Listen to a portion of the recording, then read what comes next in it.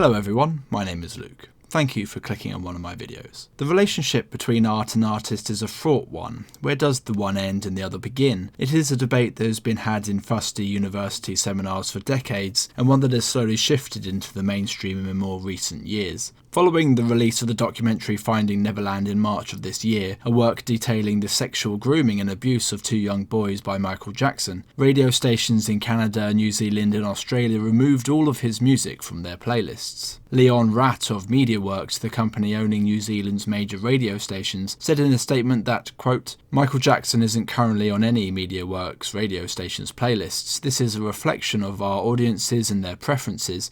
It is our job to ensure our radio stations are playing the music people want to hear."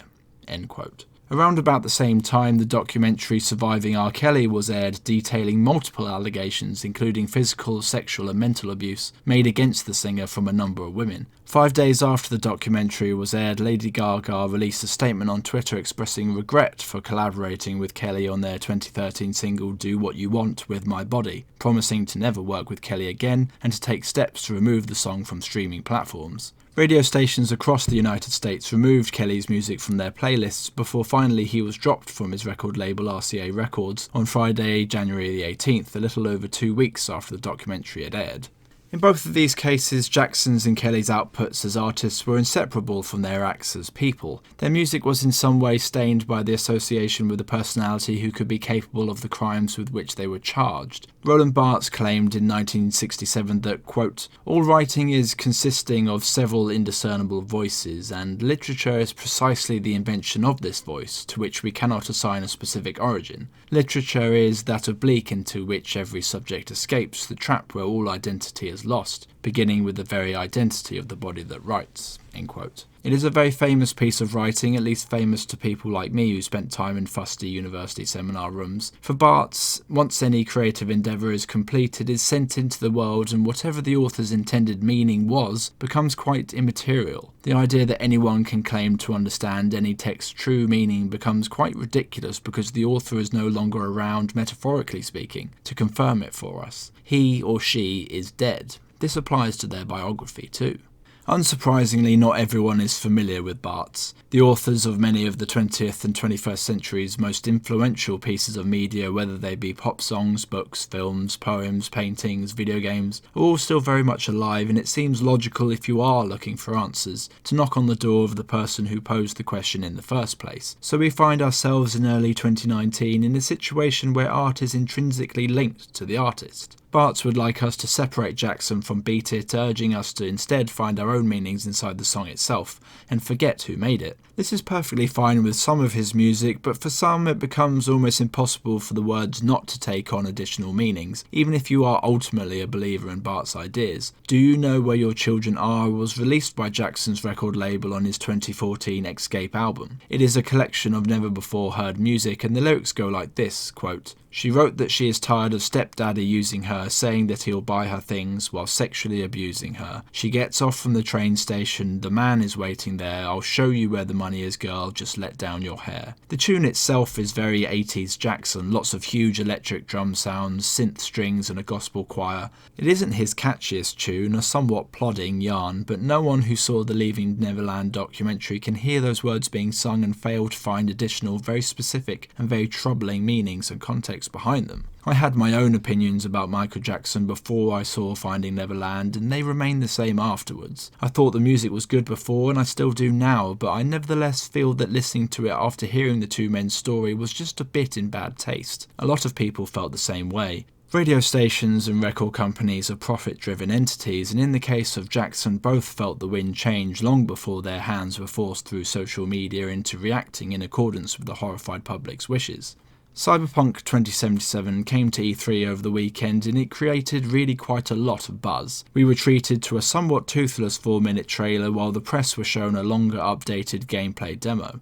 Part of the promotional material put out for the game included a bunch of screenshots showing off Nvidia's new ray tracing technology. It all looks really very nice. One of these screenshots features some in-game adverts, and it is here that the controversy starts. The advert in question is for a soft drink Chromanticore, and the tagline encourages the consumer to mix it up with, I'm sure, a registered trademark in there somewhere. The model, as the gaming website Polygon has it, is a femme-presenting trans model, with both a female figure and a very exaggerated outline of a penis beneath her bodysuit. The internet had some feelings about this. The advert was branded transphobic, CD Projekt Red themselves were labelled transphobic. People vowed to pirate the game upon release in response. The cultural differences of the Polish-based developer were cited. The intent of the artists themselves was brought into question. Art director Kasia Redziuk was asked about the advert directly, and she responded, quote, "Hypersexualization is apparent everywhere, and in our ads there are many examples of hypersexualized women,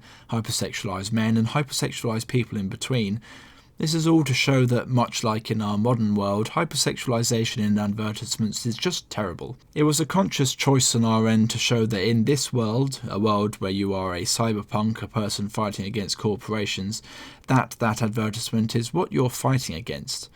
I think that sexy bodies are sexy. Full disclosure, I love female bodies, I love male bodies, I love bodies in between.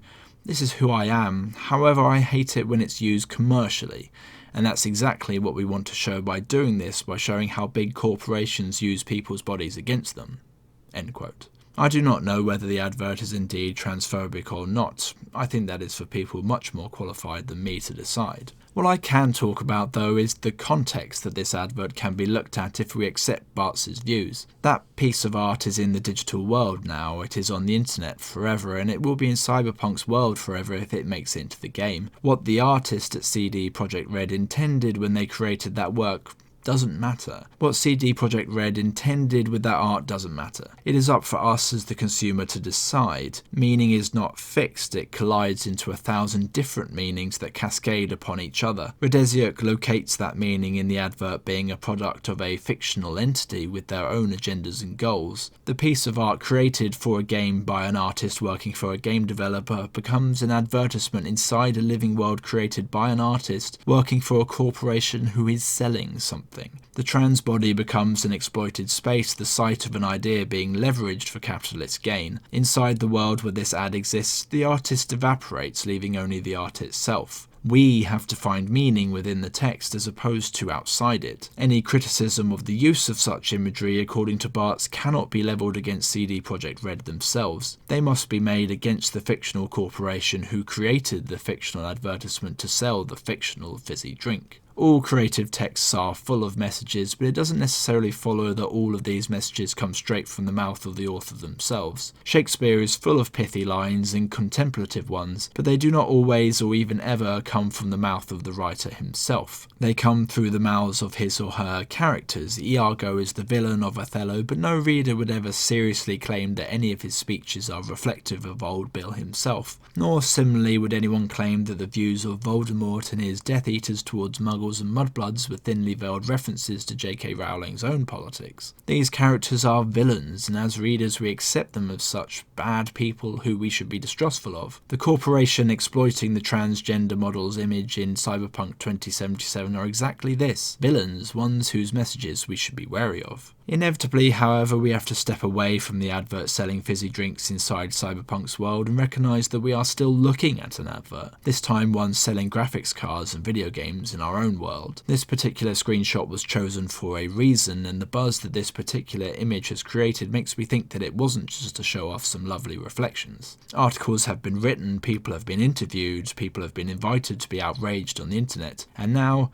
this guy is making a video about it, finding himself to be doing exactly the thing that Barthes was teaching us not to do. Thanks for watching. Hi guys, thank you so much for watching. This has been a very different video for me, a response to something that is quite current and hopefully one with my own spin on it. As ever, I've had my say, now over to you. What are your thoughts on the use of transgender imagery in Cyberpunk? Did CD Projekt Red make a mistake? As ever, reach out on Twitter, leave a comment in the box below, make your own video in response to mine. In the meantime, still be critical with your thinking and always ask yourself the question, why? I'll see you next time.